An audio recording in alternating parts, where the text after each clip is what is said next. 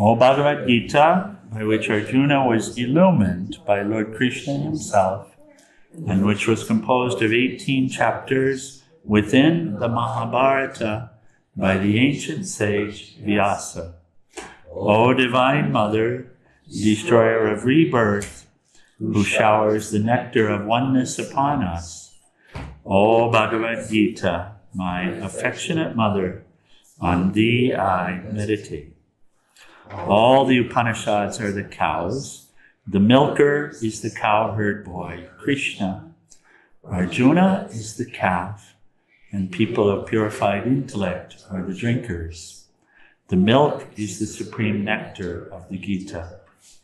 My salutations to the Lord, who is the source of supreme bliss, whose grace makes the mute eloquent and the crippled cross mountains.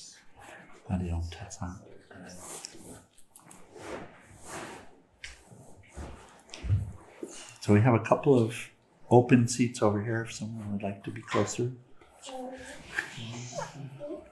Upanishad. One of my teachers, Swami Ramaswarup, one day, he said, "Do you know what Upanishad means?" I said, "No." "Please tell me." And he said, "It means come close to me." So the entirety of the Upanishads, the highest teachings, are taught really one-to-one. And the vibration is very, very important part of it. So whenever he would tell me Upanishad, I would know what that would mean, and I would scoot over. So and there we go.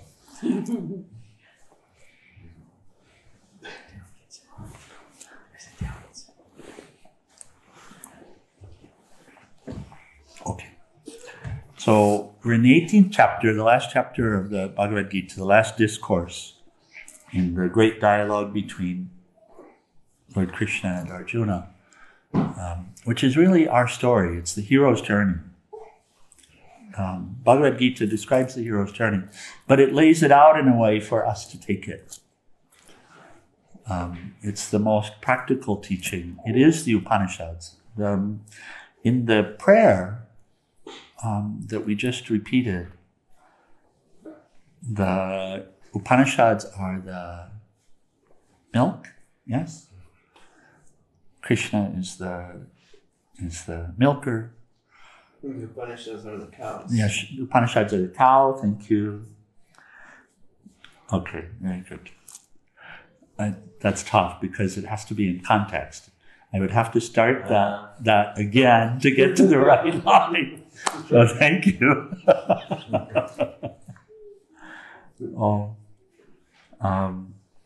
But it's laid out in a way that's perfect for us because it starts with the universal issue that we have. What's the universal issue that we have? Fear of death. What's the universal issue that we have? Huh? Forgotten who we are. Now we can say suffering. Oh. Suffering. Oh, we all share in that. You noticed how it felt good to relate to the fact that everyone suffers last night? It's not just me. Yeah. But also, of course, what we really want is what's the way out of suffering. And so Bhagavad Gita starts, the first chapter is really pointing to the nature of suffering, which is Arjuna very quickly, with any stress, with this stress that he experiences, loses himself immediately and goes into this artificial place. And he, as our dear sage Kartikeya says, he freaks out. And the entirety of the rest of the Gita is first, Arjuna, you have just freaked out. You forgot everything important. You forgot everything important, starting with who you are. And then why you're here. And then who's doing here. All of this. And then what's the way to end this suffering? And of course, the end of the suffering comes from the end of the acceptance of what is false, and instead accepting what is real, which is, of course, preeminent, which is what's here. So coming to see. And of course, it said that it said that really the reason why we're not seeing clearly is because we're holding on to something, that the issue is that the sun didn't set, but we think that it did, because either the earth itself is occluding it or the cloud is occluding it, right? But the idea is the sun's not here any longer. And in the same way, we're not seeing the unity, we're not seeing the divinity. But why? Because something occluded it. Something covered it up. And in the case of the teaching of the Upanishads and the Gita, what is it that we're hearing is covering it up? Ignorance. Ignorance. Very good, ignorance, avidya. Which is made manifest as this feeling of being separate. And the soul, in the company of the feeling of being separate, accepting that I am separate, suffers. And the soul who has set aside that cloud no longer suffers. And so what is happening is we're coming back to the place where Lord Krishna is saying, set aside the cloud. And how to do it? Renounce it. Renounce it. Because it's not real. It's not who you are. So set it aside, renounce it. So the 18th chapter is really the summary of the entire teaching of the Bhagavad Gita, but it's known as the discourse, the yoga of wisdom or freedom through renunciation. Renouncing what? The cloud. This is what it is. But now it turns out it's not so easy for us to hear and then practice, just renounce what's not real.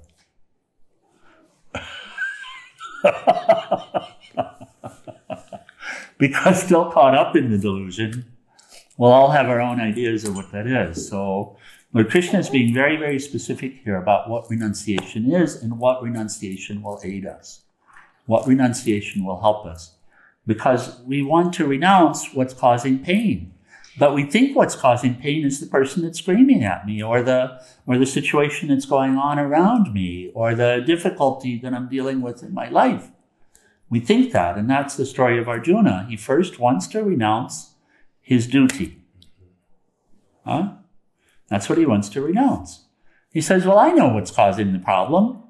This is causing the problem. They might as well just kill me then, because I will not fight. I will not do my job. I refuse, because that's the problem. And Lord Krishna is saying, no, my dear, I love you, but you have to listen. That is not the problem. So what is the problem? And that's the discussion we're in here. And how to renounce. What is to be renounced? The instinctive reaction is, I renounce what's difficult. That's the instinctive reaction. So, Tao. Don't worry, Tao, you're not being renounced. We're renouncing all fears and doubt. Well, ultimately, you're renouncing the cause of them. You're renouncing the cause of them. And of course, the only cause of them is the feeling of being separate. If you truly knew that you were eternal, if you truly knew that nothing here could affect you, then what's this fear? If you truly knew that you were full, that this entire universe was within you, that you're not separate from anything, if you truly knew it, then what's this greed about? Yes. Big egos. So, big ego, little ego, ego is it. So, and here, what's being described is how to renounce the ego. And of course, the ego is the feeling of separation. So what that means is we're, in a nutshell, we're being guided to renounce not action, because we don't have a choice but to act while we're in this body, but to renounce doership for me, doing for me as a little entity, as this separate entity. Because that's the persistent idea we're dealing with, is that I'm separate. Sure. And that's what's we're needed to be free of, is the idea that I'm separate. To stop. So here's where we are, number 11. Having talked about the question that Arjuna asked at the beginning of the chapter is, tell me about renunciation and abandonment of the fruit. Sanskrit word is samnyasa and tyaga. So, and they might sound similar, and that's why Arjuna is asking, what's the difference? What's the difference between renouncing the action that's self-centered or renouncing the fruit of the action? What's the difference? And that's what this discussion is here. And so we've listened already to sattvic renunciation, which Lord Krishna says is to do the action but renounce the expectation of fruit. And tamasic renunciation, what was that? Tamasic renunciation is what? I don't care. Beautiful. I don't need to do it. It doesn't make any difference. Yeah. Tamasic renunciation. Absolutely beautiful. And rajasic renunciation is? Gonna do it for me. Hopefully somebody notices me doing this. Those are not renunciation. So it is rajasic, but it's not. You're not talking about renunciation. So that's not renunciation. So it's a little more subtle, but it is to refuse to do the action because I don't feel good. I don't want to do it. To refuse to do what is prescribed, what you are to do, because you don't like to do it. You see, that's rajasic renunciation. Huh? I won't do it because it doesn't make any sense. I won't do it. That's Arjuna's renunciation at the beginning, where he tries to renounce. That's rajasic renunciation. You see? He says, I'm not going to do it because I don't like the results of it. And not. So where's the little I in that? Remember Rajas? All about the little I. Where's the little I in that? All about me. Yeah. Well, my choice is not to do it.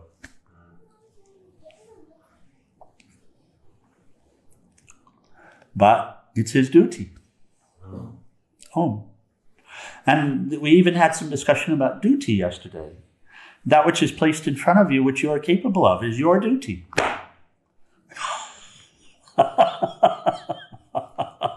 It's not all this mind game about what am I supposed to do. And Tao is placed in front of you, yes? Your duty, my dear. Are you capable of lifting him up? Are you capable of walking around with him? Are you capable of having a relationship with him? Your duty, it's very clear. So there's actually a clarity about duty when we have that simplicity. Right? I don't want to is not a factor. Are you capable of doing it? Right? So if you think you're not capable, it's not your duty anymore. Huh? That sounds like very much rajasic renunciation. So I know that in this group in here, beginning anew, Hari has the ability to open his eyes and listen, to be present. I know that you have the capability of doing it. You may tell yourself you don't, but it's clear that you do. All you have to do is open your eyes and listen. And if you don't feel like doing it, that's rajasic renunciation. You see it? Okay. So that's the duty. Duty is that which is placed in front of you, which you have the capability to do. And capability is very simple. I can do it, I can't do it. I can, I can't. And you see, and this is the discussion today. Who put it in front of you, for God's sakes? There's a king. Exactly. God in the form of nature put it in front of you. Is it an accident? No. Is it wrong? God, you shouldn't have done that. Neither right nor wrong. Huh?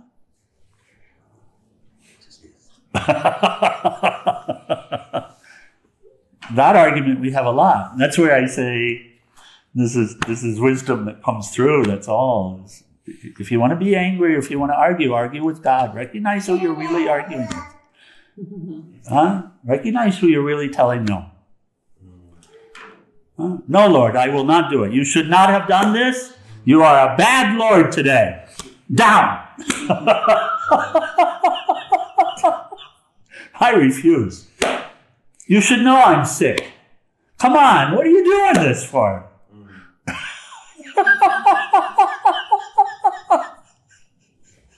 You should know I don't like to do this. Why are you giving me something I don't like to do? Look at us. But yeah, it makes me realize God loves challenges. Otherwise, why would he? It would be so boring to she or him if we just sat around and did nothing. Your teacher knows what is required for you to awaken.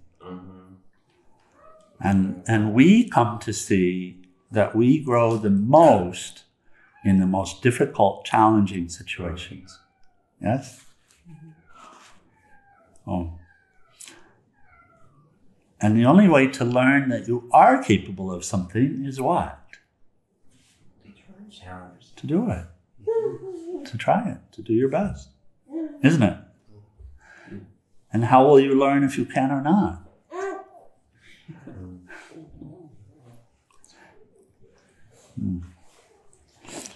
Okay. So here, number 11. Verily, it is not possible for an embodied being to abandon actions entirely. So if we say, I want to abandon, even, and Swami Shivananda speaks of this with the yogis who go off to the caves in Gangotri, and say, I'm going to renounce the world. And there's a great misunderstanding for us. I'm going to renounce the world and live in a cave and just sit and meditate. So now the Buddha did this. The Buddha actually did this. He sat under a tree for 7 years and meditated. But did he do it for himself? Did he do it as a renunciation of the world? No. So the one who says, I'm going to renounce the world and go away and not do anything, soon enough has to do something. And by the way, the mind will drive us crazy. So we hear that one of the big sports for the Swamis that go to Gangotri is to throw rocks, skip rocks in the Ganga, because after some time it's like... And then do we really sit, and are we really able to accept the hunger pangs that come and the thirst that comes and not drink that water? And that's doing something, yeah? So action is required. I'm just saying action is required. If you're in the body, some sort of action is required. So you can't renounce it entirely. And then he speaks of action and this relationship to the one who renounces the fruit. The threefold fruit of action, and the threefold fruit of action are said to be evil, good, and mixed. So when we do something, there's fruit coming back. Is it correct? And it's either good fruit. Generally speaking, if you do something good fruit will come back. Or evil, generally speaking, if you steal with the intention of taking something away from someone else, then something evil will come to you, right? And then mixed, which is more common for us. Mixed, both. And this birth is a mixed birth, remember. So what we put into it prior to this birth was mixed also. Which is, I want to help, but I need to get something out of it. That's mixed action, right? So mixed fruit coming from that. So the fruit accrues to after death of the non-abandoners. So the ones who don't release the fruit and who want that fruit, want that attention, want that thing or that experience. The one who wants it, who expects it, karma will accrue. This is what Lord Krishna is sharing. But to the one who doesn't want it, doesn't mean just doesn't want what is bad, but is not interested in the fruit and really abandons it, really has the inner attitude of, I will just do what I can do, and what happens is fine. I don't want any of it. It's not for me. It's for you, my dear Lord. Then he says, the fruit never accrues to them. The fruit doesn't come to them. So this freedom, this is really the key of the freedom that he's giving us, is the one who sees that I need something and acts even in a subtle way to get, then gets the fruit of whatever the action is. But the fruit will be good, bad, evil, or mixed. And the fruit is limited. It's always limited. So, and whatever the fruit is, it doesn't actually give you what you really wanted, was happiness. Does a good experience always make you happy? No. So there's a diamond ring. A diamond ring is good fruit. So you're very sweet and kind to your beloved, and your beloved gives you a diamond ring and says, honey, let's get married. And so it's not evil fruit, is it? No, it's good fruit. Does it make you happy?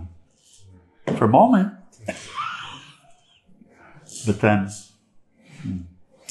so understanding this, one says, I'll just do my best to do the right thing. You put it in front of me, I'll do my best to be present and to do, and it's all for you anyway. Because then, Lord Krishna says, the fruit does not come to you. So what comes to you if the fruit doesn't come to you?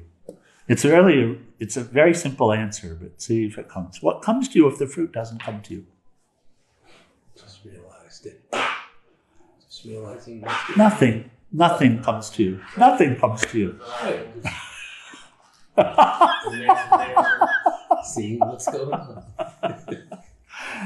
on. Who are you again? What do you need again? Nothing. Nothing. And nothing comes to you. And isn't that just perfect?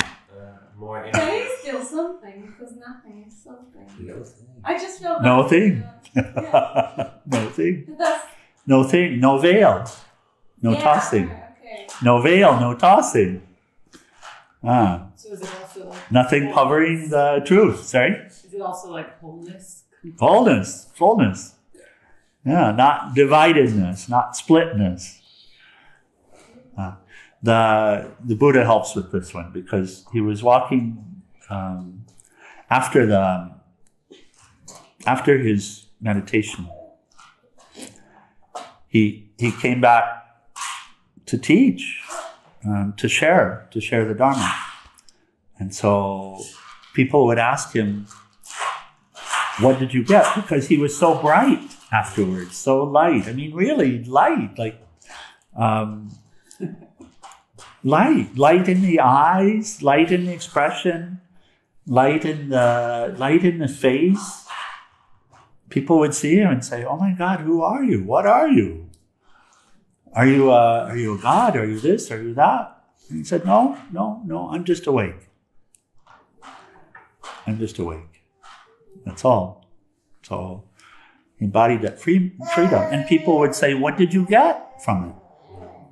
What did you get from all this meditation? He said, nothing. But I'll tell you what I lost. I lost anger, hatred, greed, delusion, fear, anxiety, stress, all of this. So, and it's the desire for the thing. It's not the thing. Because if you can see through the thing, then there's no issue, right? It's the desire for the thing that's covering it. Whether it's the desire for the experience or the fruit being money or power or just recognition or just being able to get away. I want to live my life and work and then be able to retire. That retirement is fruit. Because whatever you're imagining to come on your retirement, if you live for it now, it'll come in a way. But will it give you the happiness? No, because happiness is who you are. And happiness is only known, it's known in moments, but it's only lived in the state of freedom. And freedom is being free of the expectation, being free of the desire for the fruit. And so that's the practice he's giving us, is renounce that expectation for fruit. The fruit will come.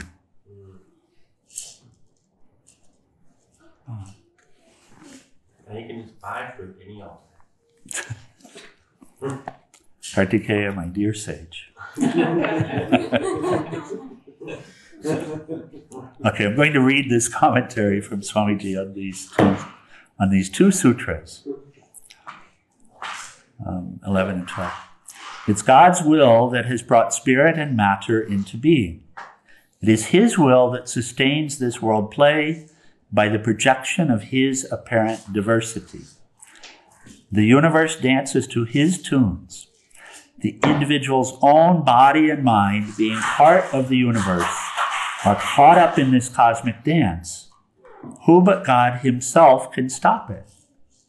So can we stop this dance? One who tries to stop the dance is egoistic and therefore cut off from God. That kind of renunciation is delusion, he says. The true one of renunciation, on the other hand, renounces the desire for the reward. A little contemplation will reveal to us the utter stupidity of expecting a reward for something that's done by someone else. And it's God's will that is doing here.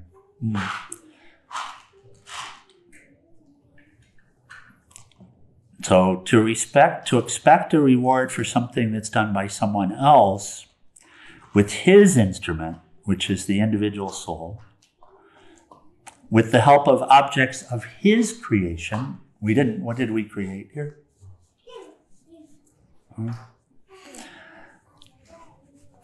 He says stupidity, and it's ignorance. We can say ignorance because we're not seeing. He says, it's as if I expect a reward for some work you have done, which is entirely illogical. Right? So you did the work, so who does the fruit, to whom should the fruit go? You. So when we get out of the way, we're just restoring the natural order. Yes? You did the work. This is all yours. This soul is yours. This body is yours. These 5 elements are yours. This intelligence is yours. This prana is yours. This breath is yours. This blood is yours. Even this instrument here that we're working with, this one here, is yours. And so who's doing the work? Well, we just named all of the factors. The next shloka deals with what are the factors, but we just dealt with the soul and the prana and the the physicality and the intelligence and all of this, which is all yours. So who's doing here? You are. Yes? So you'd keep the fruit. You keep the fruit. I'm better off just knowing that I'm with you. So he says, karma binds only the deluded egoistic soul. It has no meaning in God's eyes, for he is the all-pervading eternal being. He pervades heaven, hell, and this world, but he also transcends them. It's only the deluded soul that believes it does something, expecting some reward. After death, it sometimes gets a good reward, sometimes an indifferent one, and sometimes an evil one. To one who has abandoned egoism and does God's will without personal profit motive, to whom the whole universe is God's own manifestation, and this world play is a solo act by God. There is no pain, no pleasure, no sin, no virtue, no hell, no heaven. Seen from that universal focus, which is God, all is divine harmony. So this is the pointing to, again, the fullness and the experience of the fullness. Okay. Any comments or questions?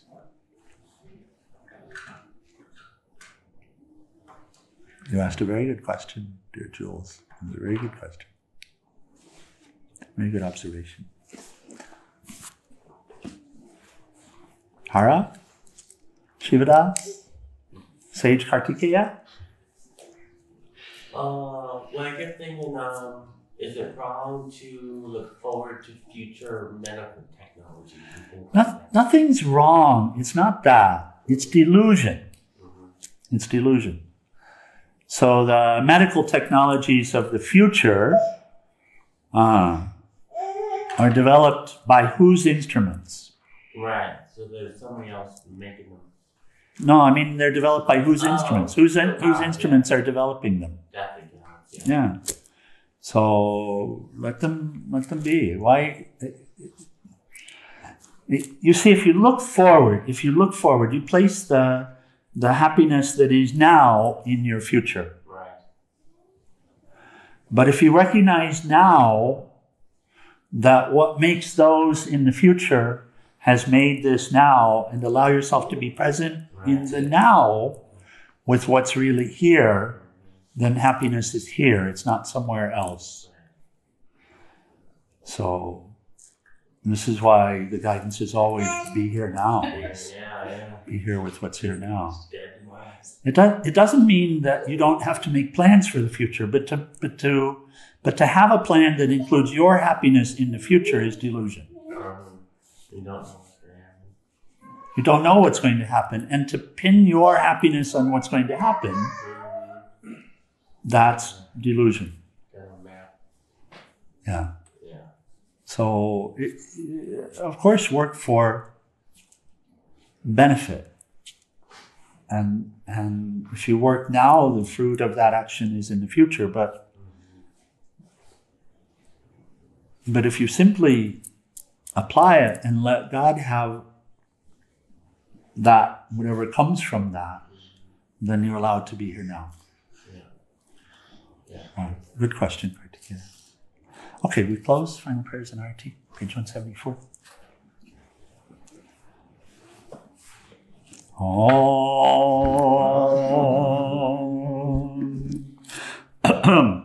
Om Trayambakam Yajamahe Sugandim Pushti Vardhanam Orvai Rupameva Bandhanan Mritor Mokshiyama Mritat Om Trayambakam Yajamahe Sugandim Pushti Vardhanam Orvai Rupameva Bandhanan Mritor Mokshiyama Mritat Om Trayambakam Yajamahe Sugandim Pushti Vardhanam Orvai Rupameva Bandhanan Mritor Mokshiyama Mritat Om Sarvesham Swastir Bhavatu Sarvesham Shantir Bhavatu Sarvesham Purnam Bhavatu Sarvesham Mangalam Bhavatu Sarve bhavantu sukhinaha. Sarve shantu niramaya. Sarve bhadrani pashyantu. Ma kashit dukhabhat bhave. Asato ma satgamaya. Tamaso ma jyotirgamaya. Mrityorma mritam gamaya. Om Purnamida Purnamidam Purnamudashyate Purnasya Purnamadaya Purnameva Vasishyate. Om Shanti Shanti Shanti. Universal prayer. O adorable Lord of mercy and love, salutations and prostrations unto thee. Thou art omnipresent, omnipotent, and omniscient. Thou art Satchidananda. Thou art existence, knowledge, and bliss absolute. Thou art the indweller of all beings. Grant us an understanding heart, equal vision, balanced mind, faith, devotion, and wisdom. Grant us inner spiritual strength to resist temptation and to control the mind. Free us from egoism, lust, anger, greed, hatred, and jealousy. Fill our hearts with divine virtues. Let us behold thee in all these names and forms. Let us serve thee in all these names and forms. Let us ever remember thee. Let us ever sing thy glories. Let thy name be ever on our lips. Let us abide in thee forever and ever. Humble Sadguru Shivananda Maharaj Ki, for all the saints and sages of all the traditions. And we'll stand for Arati. And it starts on page 210.